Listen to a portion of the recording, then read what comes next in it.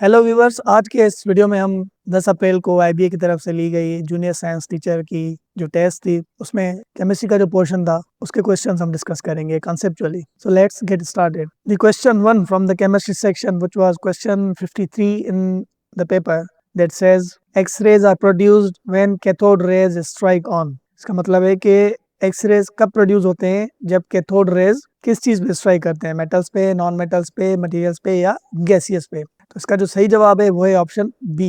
X-rays तब produce होते हैं जब कैथोड रेज जो है वो हमारे मेटल्स पे स्ट्राइक करते हैं। The next question is the diagram shows how the arrangement of particles changes when a substance changes state. Which change of state is shown in the figure.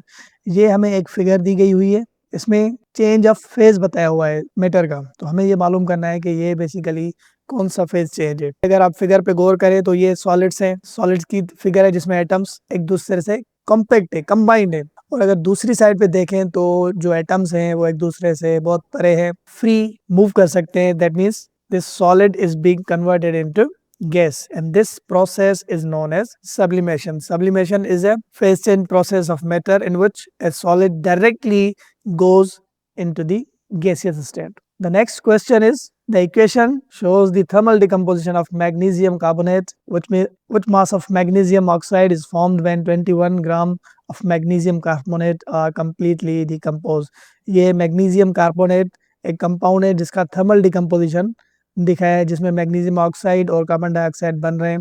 तो इसमें हमने क्या करना है कि ये मैग्नीशियम ऑक्साइड जो है इसका कितना ग्राम बन रहा है। तो इसका जो सही जवाब है मैथमेटिकली अगर हम कैलकुलेट करेंगे तो उसका सही जवाब है 10 gram, option C. The next question is the soap making process in industries is known as. तो सोप मेकिंग जो हमारा प्रोसेस होता है इंडस्ट्रीज में उसको हम सपोनिफिकेशन कहते हैं। Option B is the right answer. Next, in a redox, redox हम बोलते हैं रिडक्शन ऑक्सीडेशन रिएक्शन को। और रिडक्शन ऑक्सीडेशन रिएक्शन में इलेक्ट्रॉन्स आर ट्रांसफर्ड फ्रॉम, तो इलेक्ट्रॉन कहाँ से ट्रांसफर होते हैं?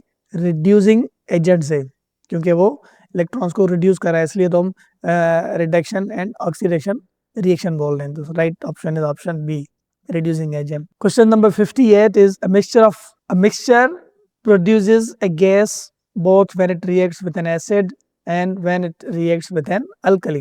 एक मिक्सचर है जो गैस प्रोड्यूस कर रहा है जब हम उसको एसिड के साथ रिएक्ट करवा रहे हैं या फिर अल्कली के साथ रिएक्ट करवा रहे हैं। दोनों सिचुएशंस में, दोनों केसेस में वो गैस ही प्रोड्यूस कर रहा है। तो बताएं कि what ions are present in the mixture. उस आयन में, उस मिक्सचर में कौन से आयंस मौजूद है? तो ये basically ammonium and carbonate ions का मिक्सचर है, जिसको हम अगर एसिड के साथ रिएक्ट करवाते हैं तभी गैस बनती है, और अल्कली के साथ भी रिएक्ट करवाते हैं, इन दैट केस भी गैस बनती है। So right option is option A, ammonium ions and carbonate ions. 59 question was which of the following changes is endothermic. Changes या केमिकल रिएक्शंस हमारे दो टाइप्स के होते हैं, एक एंडोथर्मिक और दूसरे एक्सोथर्मिक। एंडोथर्मिक में एनर्जी रिलीज होती है, एक्सोथर्मिक में एनर्जी एब्जॉर्ब होती है। तो ये दो तरह के रिएक्शन होते हैं, एक में एनर्जी रिलीज होती है, एक में एनर्जी एब्जॉर्ब होती है। तो यहाँ पे जो सही रिएक्शन है, सही ऑप्शन एंडोथर्मिक का, that is option C. Question number 60 is which does not increase the rate by affecting the number और नेचर ऑफ कोलिजन्स। इनमें से कौन सी चीज है जो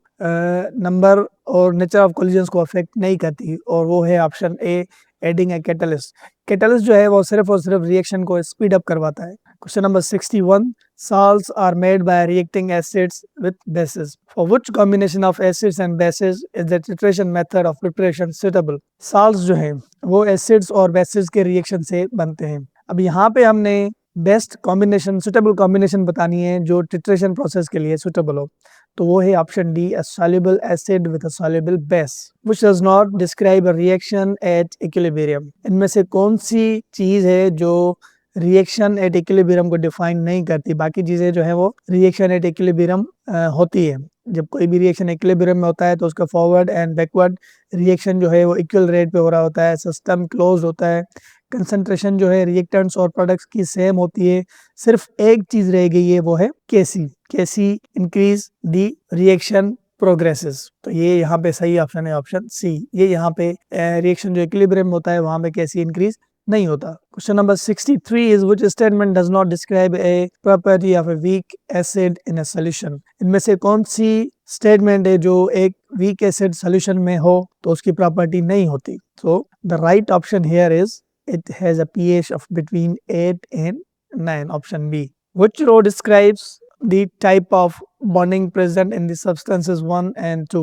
Substances 1 और substance 2 दिए गए हैं, जैसे मीथेन है, ग्रेफाइट है, क्लोराइड है. अब इनके बॉन्ड्स भी बताए गए हैं. तो सही जो रो है बॉन्डिंग की वो हमने यहाँ से सिलेक्ट करनी है. तो यहाँ पे अगर हम